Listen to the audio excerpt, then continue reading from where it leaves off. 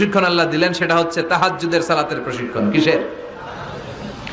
রব্বুল আলামিন বললেন, ইয়া আইয়ুহাল মুযাম্মিলু কুমিল লাইলা ইল্লা কলিলা। ও নবী, রাত্রি বেলায় দাঁড়ান, পুরো রাত ব্যাপী তাহাজ্জুদ পড়েন। নিসফাহু, রাতের অর্ধেক সময় তাহাজ্জুদ পড়েন। আও ইনকুস মিনহু কালিলা, অথবা তার চেয়েও কিছু কম পড়েন। আও জিদা আলাইহি, অথবা তার চাইতেও বেশি পড়েন। ও নবী, রাত্রিবেলা দাঁড়িয়ে তাহাজ্জুদের সালাত পড়েন। কিসের সালাত? তাহলে বিশ্বনবীকে মিশনে সফল হওয়ার জন্য সর্বপ্রথম যে ডিরেকশন আল্লাহ দিলেন সেটা হচ্ছে তাহাজ্জুদের ডিরেকশন। কিসের? তাহাজ্জুদ পড়েননি আপনারা? পড়েন? হ্যাঁ হুজুর, ফজর নামাজই তো পড়ি না। কি পড়ি না?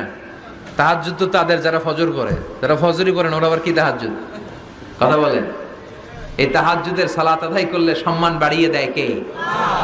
ঘুমের